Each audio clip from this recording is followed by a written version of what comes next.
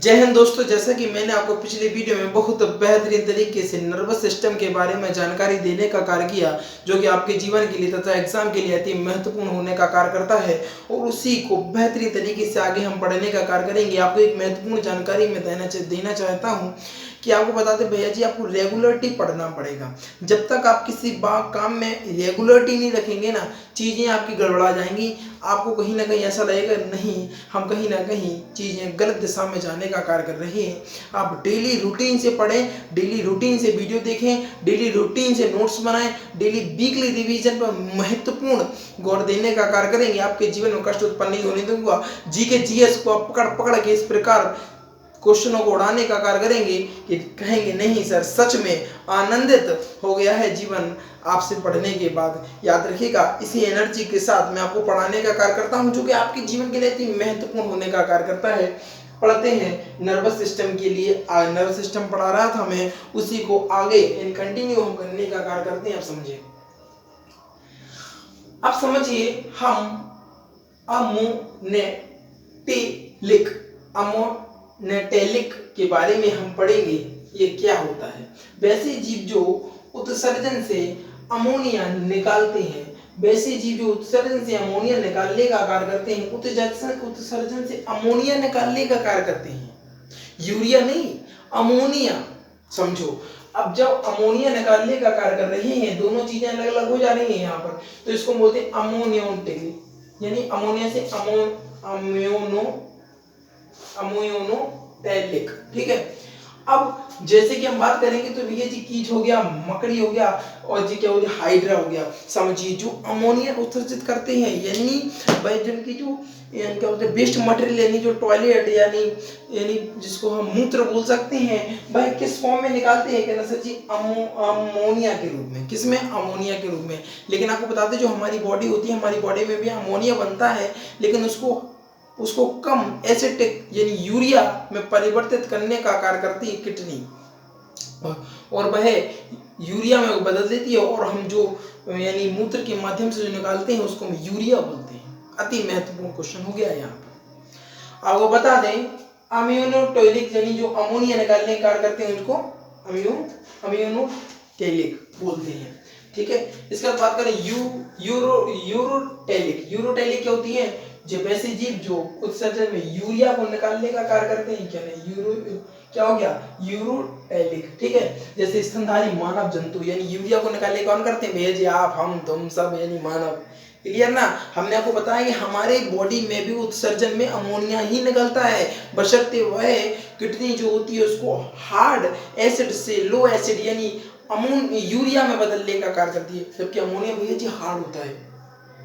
हमने चाहिए एग्जाम्पल के तौर पे समझिए, एक कीड़ा है, लाइट वाला कीड़ा होता है, आपके अगर हाथों में मर जाता है तो फूल जाता है, मकड़ी मर जाती है तो वहां पर फबद जाता है, तो ये क्या होता है? अमोनिया होता है, वो हार्ड होता है, जबकि यूरिया उससे कम हार्ड होता है, वो भी हार्ड होता है। अमोनिया भी, यूरिया भी। अगर आपको बता दें, एक जगह पे आपने देखा होगा बहुत सारे जहाँ पर बाथरूम वगैरह, पब्लिक टॉयलेट की बात करें तो वहाँ की जो दीवारें हैं ना, आज गिरेगी कल करें, दीवार गिरा देते हैं भाई साहब, यूरिया कर करके, इस प्रकार की।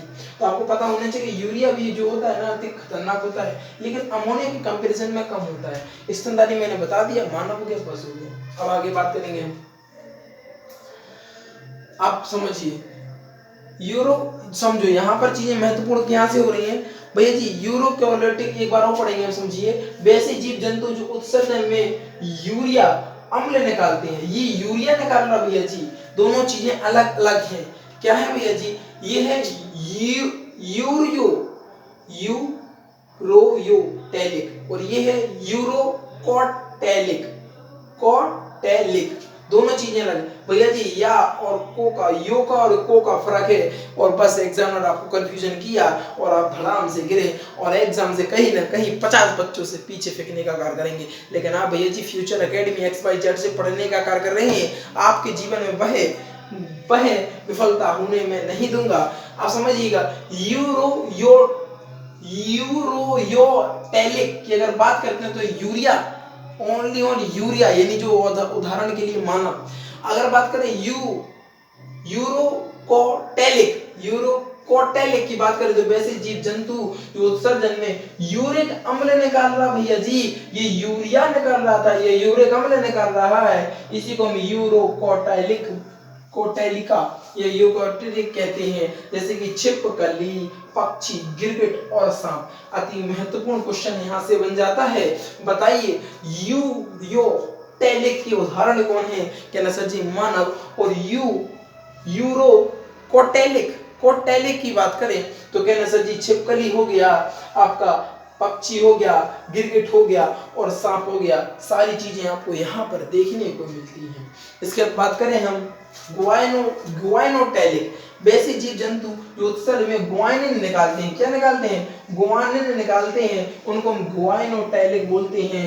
गुआइनोटेलिक बोलते हैं। जैसे कि मकड़ी गुआइनोटेलिक निकालती है, या अमोनिया भी निकालती है और गुआइनोटेलिक भी। इस प्रकार क्वेश्चन पर एक पूछेगा एग्जामिनर, बताइए भाई कौन सा जीव है जो कि अमोनियोटेलिक भी है और गुआइनोटेलिक भी है? कहना सर जी वो मकड़ी है, जो अमोनिया भी निकालती है और क्या निकालती है? गुआनिन भी निकालने का कार्य करती है। अगर हम नोट को पढ़ें, ये भी महत्वपूर्ण हो जाता है आपके एग्जाम की दृष्टि से। वैसे सुनो, कीटों में उत्सर्जन के लिए हरित ग्रंथियां पाई जाती हैं। कीटों में उत्सर्जन के लिए कौन सी ग्रंथियां पाई जाती हैं? कहना सर जी हरित ग्रंथियां पाई जाती हैं। पेड़ पौधों का गोंद होगा भैया जी, क्या होगा? गोंद। क्या भैया जी? गोंद है ये। गोंद, पेड़ पौधों का जो गोंद होता है, लासा, दूध, उनका उत्सर्जी पदार्थ रहता है। बहुत से विद्यार्थी ऐसे होंगे जिन्होंने गोंद नहीं देखी होगी। एक पेड़ होता है, अगर उसमें थोड़ा सा कटर लगा दिया जाता है तो उसमें गोंद यानी चिपचिपा पदार्थ निकलने लगता है, जिसको हम गोंद बोला करते हैं। इसके बाद अरे भैया जी उसके अगुआ के पत्ते तो सभी ने देखे होंगे। अगुआ के पत्ते को अगर बीच से तोड़ते तो उसमें से क्या दूध जैसा पदार्थ निकलने लगता है, तो वही क्या होता है? उत्सर्जी पदार्थ होता है। क्या होता है? उत्सर्जी पदार्थ होता है। कीटों में उत्सर्जन के लिए हरित ग्रंथियां पाई जाती हैं। कीटों में उत्सर्जन के लिए कौन सी ग्रंथियां? कहना सर जी हरित ग्रंथियां। कीटों के उत्सर्जन के लिए कौन सी ग्रंथियां? कहना सर जी हरित ग्रंथियां पाई जाती हैं। इसके बाद बात करेंगे हम सेरिब्रम। यहाँ पर मानव के बारे में बात करेंगे और अति महत्वपूर्ण चीजें यहाँ सर कहीं ना कहीं होने का कार्य कर रही हैं। सेरिब्रम क्या होता है? ये प्रामस्तिष्क। सेरिब्रम को हम क्या बोलते हैं? कहना सर जी प्रामस्तिष्क बोलते हैं। सेरिब्रम को एक नाम और क्या है? कहना सर जी प्रामस्तिष्क। सेरिब्रम का एक नाम और प्रामस्तिष्क। सेरिब्रम का एक नाम और प्रामस्तिष्क। यह मस्तिष्क का सबसे बड़ा विकसित भाग होता है। यह मस्तिष्क का सबसे बड़ा विकसित भाग कौन सा होता है? कहना सर जी सेरिब्रम या प्रामस्तिष्क। सेरिब्रम या प्रामस्तिष्क। सेरिब्रम या प्रामस्तिष्क। सेरिब्रम का एक नाम प्रामस्तिष्क। सेरिब्रम का एक नाम प्रामस्तिष्क। यह मस्तिष्क का सबसे बड़ा भाग होता है। यह मस्तिष्क का सबसे बड़ा भाग होता है और विकसित भाग भी होता है। सबसे बड़ा तथा विकसित भाग कौन सा होता है? कहना सर जी सेरिब्रम या प्रामस्तिष्क कहते हैं। अब आगे बात करेंगे।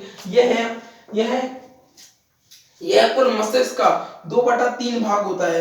यह कुल मस्तिष्क का 2/3 भाग होता है, जिसमें 66% की अगर बात करेंगे तो 66% होता है। इसका मुख्य कार्य क्या होता है? कहना सर जी स्मृति यानी ज्ञान, बुद्धिमान, चिंता, इच्छा शक्ति, सबरी जड़ तो भैया जिया है और कुछ बचो ही ना है। देखो हम कैसे बताए हैं, समझो। देखो आपको पता है सेरिब्रम होता क्या भैया जी? सेरिब्रम जो होता है प्रामस्तिष्क, इसका नाम एक नाम है प्रामस्तिष्क होता है। यह लगभग मस्तिष्क का 66% भाग होता है। इसका जो कार्य होता है समृद्धि यानी बुद्धि होगी, इच्छा होगी, शक्ति होगी, ये सारे काम कौन करता है? कहना सर जी प्रामस्तिष्क करने का कार्य करता है। अच्छा, बुद्धि, इच्छा, चिंता, शक्ति आदि को नियंत्रित करता है। यानी आप अपनी शक्तियों को, अपने चिंतन को, अपने ज्ञान को, है ना, एक नियंत्रित करने की दिशा। अगर ये चीजें अनियंत्रित हो जाएगी ना तो चिंता से आदमी मर जाएगा। इतनी चिंता करता, वैसे ही तो आदमी चिंता के कारण वैसे अटैक आ जाता, दिमाग का प्रेशर बढ़ जाता, दिमाग की नसें फट जाती और ट्रक लेता। इसके अलावा इच्छाएं आदमी की इतनी वैसी बढ़ रही है और ये नियंत्रित ना करे तो इच्छाओं को चलते चलते में मर जाएगा।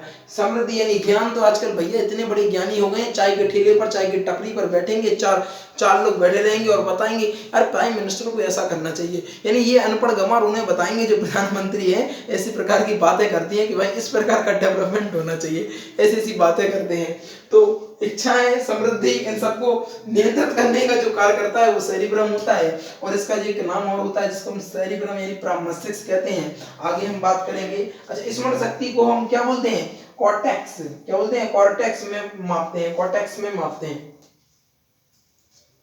इसका बात करेंगे थैलेमस। थैलेमस भी बहुत ही महत्वपूर्ण है, जो कि मैं आपको कोशिका वाले चैप्टर में भी थैलेमस बहुत बढ़िया तरीके से पढ़ा चुका हूँ, यहाँ पर भी पढ़ाऊंगा, आनंदित रहेंगे। आपको मैंने बताया कि प्रत्येक क्वेश्चन अगर मैंने कहा कि आगे वाले चैप्टर में बताऊंगा तो कहीं ना कहीं मैं उसको बताने का कार्य करूंगा, क्योंकि मुझे पता है कौन सी चीज कहाँ पर पढ़ानी है, आपके दिमाग में कंफ्यूजन नहीं होने दूंगा, बहुत बढ़िया तरीके से मैं आपको पढ़ाने का कार्य करूंगा। यहाँ पर समझिए थैलेमस यह ठंडी, गर्मी और दर्द। ओहो, प्रेम के रोगियों को तो भैया कतई जहर चीज आ गई, उन्हें तो याद ही हो जाएगा भैया जी। थैलेमस जो होता है वह ठंड, गर्मी और दर्द, दर्द दर्द सबसे बड़ा दुनिया में इतना दर्द है भैया जी, इतना गम है कि तुम्हारा गम ही बहुत कम है। अब बात करेंगे थैलेमस की, तो यह ठंडी, गर्मी, दर्द को बताता है, अर्थात बाहरी वातावरण का ज्ञान कराता है। बाहरी वातावरण का ज्ञान कौन कराता है, कहना सर जी थैलेमस, थैलेमस यानी दर्द। क्या थैलेमस? भैया जी जितने भी प्रेमी है ना उन्हें तो बहुत जल्दी याद हो जाएगा, अरे भैया इतना दर्द है जीवन में, बहुत ज्यादा, गर्लफ्रेंड आईफोन मांगती है और बहुत खर्चे हैं हमारे, तो ये दर्द है हम लोगों का। तो थैलेमस किसके कारण दर्द का एहसास होता है, थैलेमस की। अरे यार, इसके अलावा ठंडी, ठंडी का मौसम आ रहा भैया जी, कहना सर जी ठंडी का एहसास भी थैलेमस से होता है। बिल्कुल भैया जी, ठंडी का, गर्मी का और दर्द का, महत्वपूर्ण है दर्द, दर्द का जो होता है ना वो थैलेमस ही आपको एहसास कराता है कि भैया जी आपको दर्द हो रहा है। और तथा बाहरी वातावरण, मान लो आपको बर्फ गिर रही है तो आपको एहसास कराता है, पानी का एहसास यानी गीले का एहसास, ठंडी का एहसास, गर्मी का एहसास, आपकी इमोशन सारा कौन करता है, कहना सर जी थैलेमस करता है। सेरिब्रम क्या करता है, कहना सर जी हमारी इच्छाओं को नियंत्रित, हमारी इच्छाओं को नियंत्रित करता है, हमारी समृद्धि, हमारी बुद्धि, स्मृति तथा चिंताओं को नियंत्रित करता है, क्योंकि चिंता तो चिता, समझदार हैं सभी लोग। फिलहाल एक बार रिवीजन कर लेते हैं बढ़िया तरीके से, समझिए। अमोनियोटैलिक क्या बोलते हैं, जो अमोनिया उत्सर्जित करते हैं, अमोनियोटैलिक जैसे कीट हो गया, मछली हो गया, हाइड्रा हो गया। उदाहरण पूछते हैं भैया जी, महत्वपूर्ण, इस प्रकार एग्जामिनर को क्वेश्चन कर ले कि बताइए अमोनियोटैलिक के उदाहरण कौन से हैं, कहना सर जी मछली और कीट हो गया और हाइड्रा हो गया। हाइड्रा ज्यादा पूछते हैं, याद रखिएगा। पता यूरोटैलिक किसको बोलते हैं, जो उत्सर्जन में यूरिया निकालते हैं, जैसे कि स्तनधारी मानव पशु। इस प्रकार क्वेश्चन हो सकता है कि बताइए यूरिया को निकालने वालों को क्या बोलते हैं, क्या यूरोटैलिक। इसके बाद यूरोकोटैलिक किसको बोलते हैं, जो यूरिक अम्ल को उत्सर्जित करते हैं, उनको हम यूरोकोटैलिक कहते हैं, जैसे छिपकली, पक्षी, गिरगिट हो गया। ग्वाइनोटैलिक किसको कहते हैं, जो ग्वाइनिन निकालते हैं वो ग्वाइनोटैलिक कहते हैं, जैसे कि मकड़ी हो गया। नोट्स के बारे में अगर जानकारी हम देखें तो नोट्स भी अति महत्वपूर्ण है, यहाँ पर समझ लीजिएगा। कीटों में उत्सर्जन के लिए हरित ग्रंथियां, उत्सर्जन के लिए कौन सी हरित ग्रंथियां पाई जाती हैं, जो कि पेड़ पौधों में गोंद हो गया, लासा हो गया, दूध हो गया, उसको उत्सर्जित पदार्थ है ना, उत्सर्जन वाला पदार्थ है। सेरिब्रम की बात करें, यहाँ हमारे मस्तिष्क से बड़ा, मस्तिष्क भी कहते हैं, मस्तिष्क सबसे बड़ा भाग होता है, जो सबसे बड़ा तथा विकसित भाग होता है। यह कुल मस्तिष्क का लगभग 2/3 यानी लगभग 66% भाग होता है। इसका प्रमुख कार्य स्मृति, ज्ञान, बुद्धि, चिंता, इच्छा आदि को नियंत्रित करने का कार्य करते हैं। स्मरण शक्ति को हम कॉर्टेक्स में नापते हैं। थैलेमस है ठंडी, गर्मी, दर्द का एहसास दिलाती है, तथा यह बाहरी वातावरण के बारे में हमें ज्ञान कराने का कार्य करती है। देखिए भैया जी, सब चीजें बहुत महत्वपूर्ण है आपके एग्जाम के लिए, आप समझिएगा, याद रखिएगा। मैंने आपको यह पढ़ा दिया और कल मैं आपको बताऊंगा भाग किस प्रकार हैं, क्या सेरिब्रम है, मस्तिष्क को कितने भागों में बांटा जाता है, किस प्रकार की संरचना होती है, सब चीजें बताऊंगा। आप टेंशन मत लीजिए, रेगुलर पढ़ते रहिए, आनंदित रहिए, जीवन में कभी कष्ट उत्पन्न नहीं होने देता, गारंटी दे रहा भाई। ऐसी गारंटी यूट्यूब की दुनिया में कोई नहीं दे सकता। इसके बाद बता दें, जितने भी नए नए विद्यार्थी उनको लिए महत्वपूर्ण सूचना यह है कि ये जो बाहुबली बैच है, बाहुबली बैच की जो वीडियो होती है डेली के डेली 2 बजे अपलोड होती है। जबकि राम सेतु जो बैच है आपका, जो हिस्ट्री का बहुत बेहतरीन राम सेतु बैच है, जो विजय का परचम लहराने वाला बैच है, वह डेली का डेली 4 बजे आपको देखने को मिलता है, जो कि हिस्ट्री का बैच है। इसके बाद बताते हैं आपको अग्निपथ बैच लॉन्च होने वाला है, कुछ ही समय में आपको बता दूंगा उसके डेट, और वो है पॉलिटी का बैच होगा। वो कहीं ना कहीं एक बेहतरीन सा बैच आपको देखने को मिलेगा। आप लोग ध्यान रखिएगा, रेगुलर नोट्स बनाते रहिएगा, वीकली रिवीजन करते रहिएगा, गारंटी देता हूँ आपके जीवन में कष्ट उत्पन्न मैं बिल्कुल नहीं होने दूंगा, बहुत बढ़िया तरीके से। और नए विद्यार्थी जो हैं उनको बता दें कि भैया जी वीडियो को लाइक कर दीजिए करेंगे और एक कमेंट भी लिख दिया करेगा, हमें थोड़ा सा पता चल जाएगा। नहीं बहुत बढ़िया, आनंद आ रहा है बच्चों को। तो ध्यान रखिएगा, वीडियो को लाइक कर दीजिएगा, चैनल को सब्सक्राइब कर दीजिएगा और शेयर करके आइएगा अपने यार दोस्तों और चाहने वालों से, क्योंकि आज की जो वीडियो थी कहीं ना कहीं बेहतरीन गजब और लाजवाब होने का कार्य कर रही थी। इन्हीं चंद शब्दों के साथ मैं विदा लेना चाहता हूँ। आप लोग याद रखिएगा, जीवन में आनंदित रहिएगा, आगे बढ़ते रहिएगा और इसका स्क्रीनशॉट ले लीजिएगा। ठीक है ना, थैंक्स फॉर वॉचिंग।